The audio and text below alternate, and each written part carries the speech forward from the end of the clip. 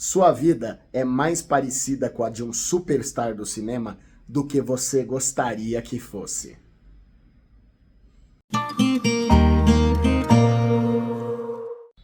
E aí, pessoal, espero que estejam bem.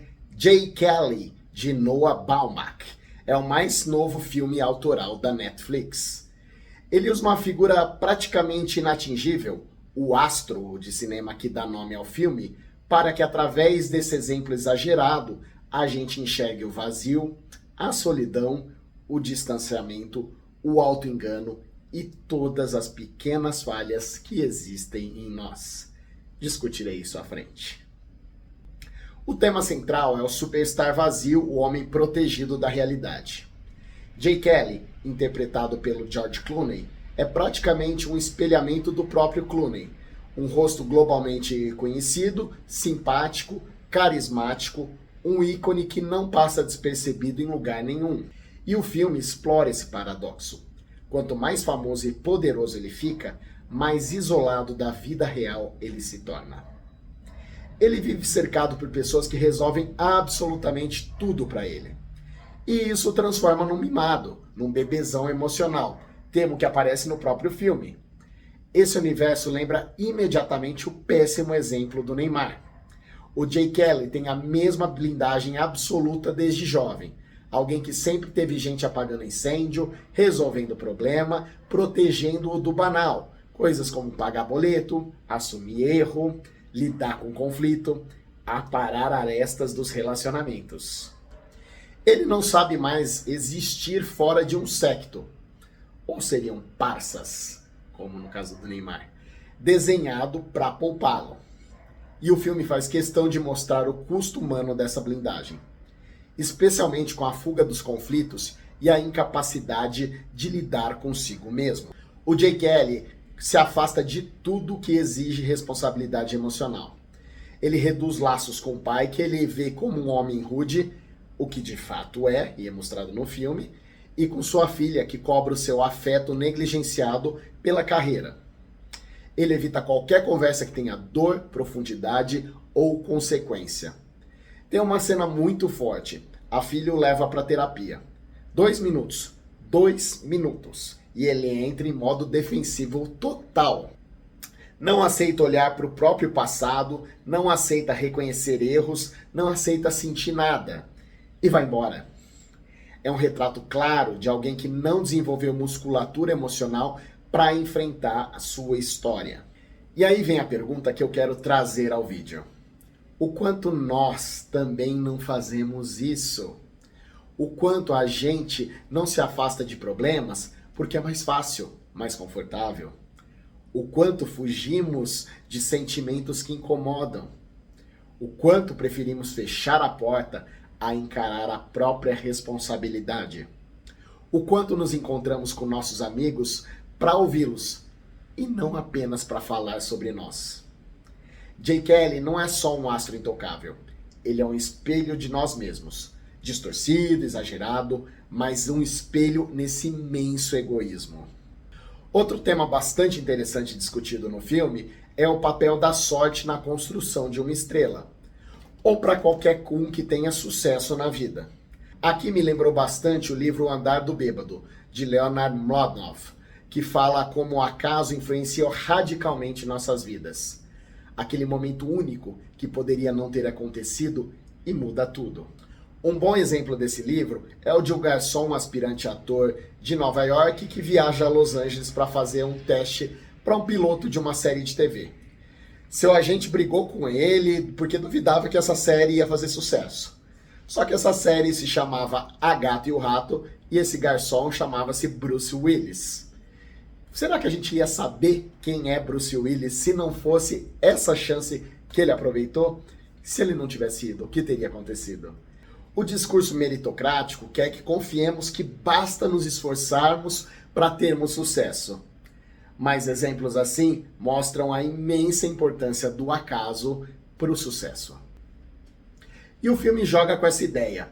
Independentemente de seu talento, Jay Kelly também foi atingido pela combinação certa de sorte e oportunidade no momento exato, e isso será bastante explorado no filme. E para cada campeão, existiram muitos que não vou chamar de derrotados, mas de pessoas que perderam nesse jogo.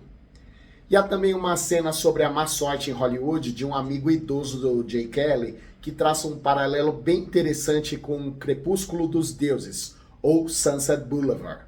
Esse é um grande clássico, um dos melhores filmes do cinema, que mostra a derrocada de Norma Desmond, uma estrela do cinema mudo que cai no total ostracismo com a chegada do som às salas de cinema, mas tenta se iludir com a famosa frase: "Eu sou grande, os filmes é que ficaram pequenos." Ou, no original em inglês, "I'm big, it's the pictures that got small." Ou seja, é a ilusão de alguém que não aceita que o mundo seguiu sem ela. O filme toca nesse retrato duro de vencedores e vencidos, de uma fama que seduz, mas também devora.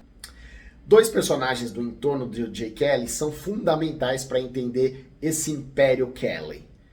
Ron, vivido pelo Adam Sandler, é o agente, amigo, confidente e escudo humano. A mais próxima ligação de Kelly com algo parecido com humanidade. Só que essa é uma relação unilateral. O Ron se preocupa com Kelly, mas Kelly, em seu egocentrismo, nem percebe sua existência quando não lhe é útil. E tem uma parte bem besta aqui que ele entra em um ciúme monogâmico não romântico, porque o Kelly não aceita que o seu agente cuide de outro ator. Age como um namorado possessivo, mas sem amor, só dependência e necessidade de controle. O mesmo formato ridículo de qualquer forma de ciúme. E é bom lembrar que ciúme é só posse e medo de ser abandonado, galera. Esse papinho de que, um pouquinho de ciúme é bom. Não é bom não, não tá com nada isso daí. E o Ron é um cara que sacrificou a vida pelo Jay Kelly. Família, oportunidades, futuro, tudo ficou para trás para manter o astro brilhando. E faz ele se sentir, com um certo fundamento, que ele também é responsável pela marca de sucesso Jay Kelly. Nesse entorno temos também a assessora de imprensa Liz, vivida pela Laura Dern, que funciona como uma das poucas vozes conscientes daquele meio, que percebe o mundo de fadas criado que Ron parece saber ser falso, mas quer acreditar. E o filme toca num ponto social relevante: a necessidade humana de acreditar no mundo encantado das celebridades. Consumimos fantasia para fugir das nossas vidas ordinárias. A celebridade existe como válvula de escape coletiva, como sublimação do desejo como símbolo. Nos alimentamos de filmes, de música, de fofocas. É uma indústria bilionária alimentada por desejo, projeção e escapismo coletivo. E tem um tema nesse filme que mexeu muito comigo, porque é um lugar de fala para mim, o da paternidade.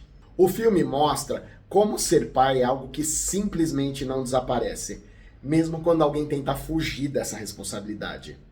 E dizendo isso, eu não estou passando pano para pai responsável, porque não é nada disso. E o filme escancara que a paternidade molda a pessoa de qualquer maneira. Ela vai continuar existindo, como um peso, uma ausência, uma presença, um buraco, mas nunca como algo neutro. E o Jay Kelly é exatamente esse retrato. Ele negligenciou completamente a filha mais velha, se divorciou cedo, focou na carreira, ignorou fases inteiras da vida dela. E quando precisa encarar essa dívida emocional, ele simplesmente trava. Porque encarar nossos erros como pais dói. Dói mais que qualquer crítica do público, fracasso de bilheteria ou cobrança profissional. É admitir que você feriu alguém que deveria proteger. Ele tenta fazer melhor com a filha mais nova, de 18 anos, agora prestes a entrar na vida adulta. Mas nessa tentativa de compensação, ele repete padrões. Trabalha demais, está sempre distante, sempre ocupado. E percebe que fama, dinheiro e prestígio não compram o tempo perdido. E isso bate porque, no fundo, o filme esfrega na nossa cara algo muito simples. Quantas vezes nossos filhos pedem nossa atenção, nossa presença, e a gente está no WhatsApp, Tá no trabalho, na correria, achando que depois dá tempo. Cada idade é única. Cada fase tem sua forma particular de pedir carinho, participação, presença. E se você perdeu, perdeu. Não tem como reviver. Essa humanidade é muito comum na filmografia do Baumbach. Em Frances Ha tem a crise da juventude. Em Quando Éramos Jovens, a nostalgia do tempo perdido. Em História de um Casamento, rupturas que nunca se rompem por completo. Ele sempre filmou gente falha tentando fingir que está tudo bem. O Jay Kelly é isso elevado à potência máxima do estrelato. O roteiro original aborda muitos temas, como mencionado, não aprofunda tudo e nem teria como, mas trata cada camada com honestidade emocional, sensibilidade e verdade. Sobre atuações, George Clooney entrega exatamente o que o papel pede, uma versão ampliada de si mesmo. E até uma montagem com trechos de filmes da carreira dele, reforçando a metalinguagem. O Clooney não tem o ultra talento do Leonardo DiCaprio ou do Daniel Day-Lewis, mas é carismático e sólido, perfeito para esse papel que exige um magnetismo natural. E há até uma brincadeira interna no filme. Alguém sugere que Jay Kelly poderia concorrer à presidência, e na vida real já se falou muito em o Clooney disputar a presidência, já que ele é um democrata muito atuante, especialmente na questão de direitos humanos. Já o Adam Sandler surpreende porque ele sai da sua zona de conforto, do bobalhão das comédias, e faz o homem comum que sofre em silêncio. É um papel de sacrifício, resignação e frustração. Eu só notei um pequeno momento em que vi aquela atuação mais padrão do Sandler, um pouquinho exagerado no cômico, mas de forma geral ele entrega uma boa atuação com bastante profundidade emocional. E no elenco de apoio temos bons nomes como a Laura Dern, já mencionada, e o Billy Crudup. No Oscar pode receber indicações para roteiro original, ator coadjuvante para o Adam Sandler, que é aquela história bonitinha da reviravolta na carreira, como aconteceu nesse ano com as premiações envolvendo a Demi Moore, e talvez até mesmo melhor filme. Mas ele vai surpreender muito se ele ganhar algo. E antes do fechamento, aproveito para pedir o seu like e a sua inscrição no canal. Jay Kelly fala de fama sim, mas sobretudo de vazio, fuga e evasão emocional. Mostra como o poder, quando blindado, corrói a humanidade.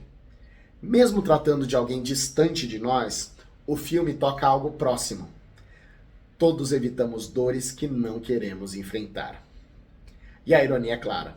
Quanto mais Jay Kelly foge da própria vida, menos vida ele tem para viver.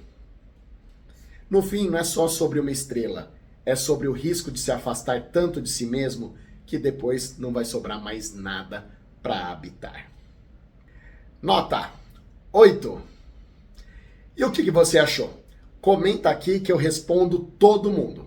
E deixo o convite para ver o meu pitaco de O Agente Secreto, o nosso filme na corrida do Oscar. E fica o meu abraço!